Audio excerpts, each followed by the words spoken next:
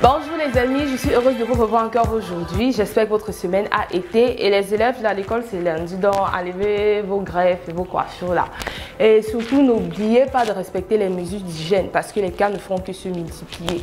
Donc je suis revenue avec beaucoup d'actualités, d'informations, du showbiz dans le Cameroun, en Côte d'Ivoire, aux États-Unis, partout. On va parler de tout ce qui traîne maintenant. Ok, avant que je ne vous dise ce qui chauffe maintenant, allez d'abord vous abonner. Cliquez sur la cloche de notification, likez et abonnez-vous. Parce que si vous ne vous abonnez pas, vous n'allez plus me voir. Vous n'allez plus me voir ici là. En tout cas, bref. Alors nous allons parler de Richard Bona aujourd'hui. Je ne sais pas si vous avez entendu ce qu'il a fait. Le père là a osé prendre le canal d'or, mettre à la poubelle, snapper et insulter ça sur Facebook. Il dit il y a du manque de sérieux au Cameroun. Ils ont mal écrit musicien, ils ont mis musicien et ils profitent de ça pour dénigrer le système camerounais.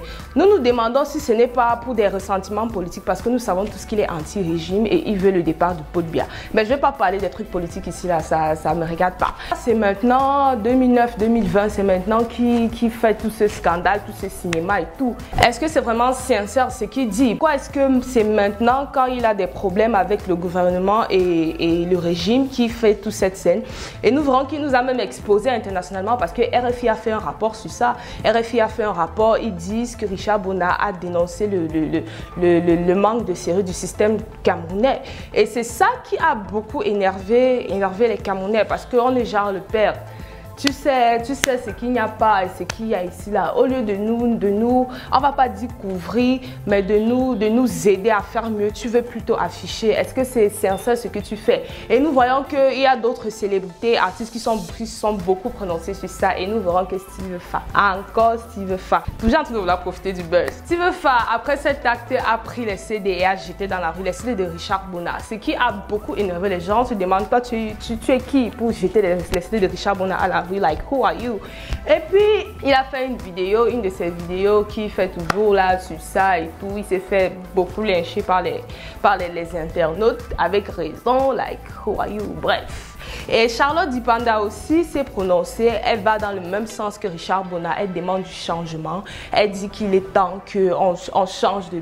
Oui, Charlotte Dipanda s'est prononcée dans le même sens que Richard Bona. Elle a été d'accord avec lui. Elle a été d'accord avec le fait qu'il est temps qu'on change. Il faut du changement dans le Cameroun. Il faut du changement dans le leadership camerounais pour plus d'évolution et tout. Et beaucoup de gens, comme vous aimez parler de ce que vous ne connaissez pas, beaucoup de gens ont dit qu'elle a été censurée sur CRTV, elle et Richard Bona. Ce qui est complètement faux parce que ces chansons passent toujours sur CRTV, elle et Richard Bona. Ok, oublions ça et passons à autre chose. Je ne sais pas si vous avez entendu de la nouvelle amitié entre Carmen Sama et Emma Lowes. Je vous explique rapidement. Alors, c'est qui Emma Lowes? Emma Lowes est une influenceuse et une actrice ivoirienne qui était aussi l'ex du feu Ange Didier Ouan, c'est-à-dire DJ Arafat. Et Carmen Sama, c'est sa veuve, sa soi-disant veuve parce qu'il avait juste doté. Nous verrons qu'il y a une nouvelle amitié qui s'impose entre elles et nous nous demandons, est-ce de l'amitié ou de l'hypocrisie ou bien un truc pour le buzz parce qu'avec les stars là vraiment on ne sait plus à quoi s'attendre. Je me suis réveillée un matin, j'étais en train de scroll sur mon Facebook, je tombe sur une photo de Carmen Sama et Emma Lowes. Carmen Sama remue son popotin, Emma Lowes la tapote. Les gens sont étonnés et ça fait un buzz fou sur la toile. Les gens se demandent, mais déjà quand Arafat mourait, il était en mauvais thème avec Emma Lowes. Et comment ça se fait que sa veuve, même pas un an après, commence à traîner avec son ex et tout? Nous verrons que les Chinois, c'est-à-dire les fans d'Arafat, ont tellement été déçus. Ils ont critiqué et tout. Et la maman d'Arafat s'est prononcée. Elle s'est prononcée, elle a dit qu'elle est très déçue de son ex-belle-fille, qui est toujours même sa belle-fille. Elle est déçue de son ex-belle-fille parce qu'elle savait très bien que Ange était en très mauvais thème avec cet ex et que de son vivant, il n'accepterait pas ça. Mais pourquoi elle se permet de faire des choses comme ça là? Est-ce l'hypocrisie? Est-ce pour le buzz? Et nous verrons même qu'elle se tapote les fesses. Like, what's going on? On ne comprend pas vraiment. Et Emma Lowes et Carmen se sont prononcées récemment. Carmen dit elle ne comprend pas pourquoi tellement de personnes s'acharnent sur elle. C'est vrai, tout le monde fait des erreurs. Elle parle d'Emma Lowes, mais la vie avance. Et bon, d'un autre point de vue, La mort, c'est pas le mariage. Est-ce que c'est parce qu'elle a été mariée à Arafat qu'elle ne doit plus vivre sa vie? Ça fait déjà presque 1 an. Elle doit plus fréquenter telle personne parce que, like, seriously. So, nous devons prendre ça de différents points de vue et ne pas juger comme ça. Mais nous demandons sérieusement si c'est de l'hypocrisie ou c'est vraiment de l'amitié. Like, c'est tellement bizarre. Anyway, ok, je ne sais pas si vous connaissez 6ix9ine ici, mais 6ix9ine est de retour. Après 2 ans d'emprisonnement, et pendant son emprisonnement, il est accusé d'avoir cafeté, d'être une balance, d'avoir cafeté, parce que nous savons que dans le monde du hip-hop, dans la rue, c'est quelque chose qui est tellement lynché, tellement critiqué, mais il est de retour, il assume ce qu'il a fait, et il a explosé le record des meilleures vues hip-hop en une journée. Et oui, il a fait 43 millions de vues avec Go Back, et il a déclassé Eminem qui avait fait 38 millions de vues avec Killshot en une journée dans le hip-hop. C'est tellement lourd. Et nous verrons que 6ix9ine est assez bantard, il est assez provocateur parce que nous verrons qu'il clash Drake, il clash Lil Pump, il clash French Montana et beaucoup d'autres personnes.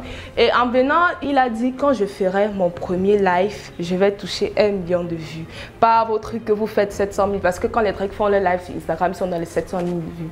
Donc il a dit quand je viendrai faire mon live sur Instagram, je vais toucher 1 million de vues. Et il a touché 2 millions de vues. Donc ce sont des trucs comme ça là qui lui donnent encore plus la grosse tête, mais en ce moment il fait grave le buzz, il fait grave le buzz partout là-bas. Et écoutez ces chansons sont pour ceux qui aiment le hip-hop, ils vont kiffer, ces chansons sont top et tout. Je suis vraiment curieuse de voir comment il va continuer à s'en sortir dans ce monde où il veut s'imposer de cette manière. En tout cas, ouais, je vais parler de Loco parce que Loco pendant ce confinement a tellement bossé.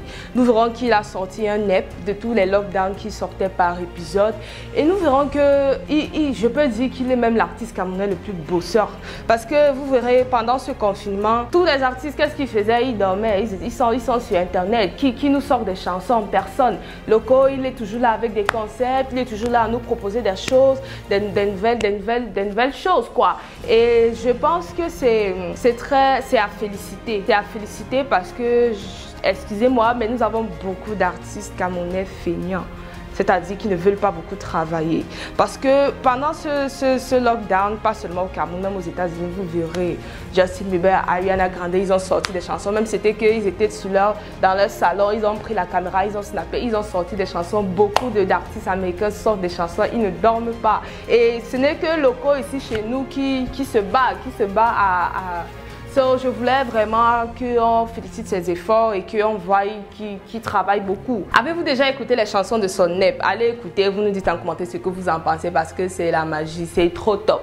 En tout cas, c'était tout ce qu'on avait pour vous aujourd'hui. J'espère que vous vous êtes informés, j'espère que vous avez kiffé et que vous me retrouverez ici à la même heure la semaine prochaine. Si vous n'êtes pas encore abonné, cliquez sur la cloche de notification, souscrivez, likez la page et suivez-moi sur mon compte Instagram Dalila Fogam et vous me retrouverez prochainement.